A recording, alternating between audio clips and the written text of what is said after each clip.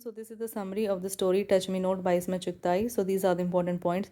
In this story, Isma Chugtai shows the plight of women in Muslim families. In a Muslim society, women are considered inferior to men and they are oppressed. Women in these families are supposed to live in the four walls of the house and to do household chores. In this story, Isma Chugtai exposes Muslim society where a woman's reproductive role is most important. In a male dominated society, a woman's identity is established by her domestic and childbearing roles.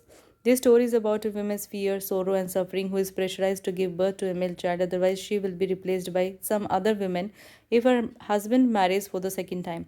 According to a traditional society, a woman's sole concern after marriage is to produce children. So, this is the story. Touch Me Not is a delicate American plant which shrinks when somebody touches it. This story is about a Muslim family and their concern about having a male child who would be the heir of the family. The story revolves around Bhabhi Jan or sister-in-law of the unnamed narrator in the story.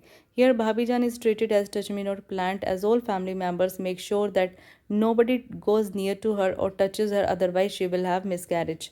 When the story opens, B. Muglani, a caretaker of Bhabijan, is making prayers to God to protect Bhabijan so that she can give birth to the child safely. Giving birth to a male child is the only concern that Bhabijan has in this family since she got married. Since her marriage, Bhabizan is not allowed to do any work and B. Muglani does all the work and takes care of everything.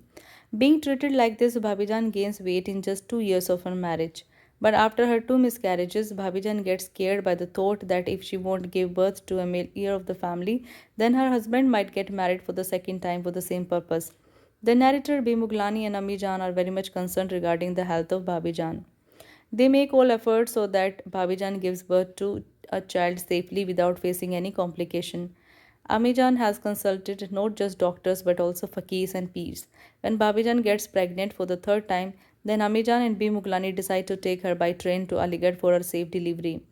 They book the entire compartment for themselves to make sure that nobody enters and disturbs Bhabijan. They are scared that Bhabijan might have miscarriage for the third time as well. But a pregnant peasant woman enters forcibly in their compartment and delivers a child in front of them despite Amijan and B. Muglani's resistance. Bhabijan gets shocked and miscarry for the third time as well, and here the story ends.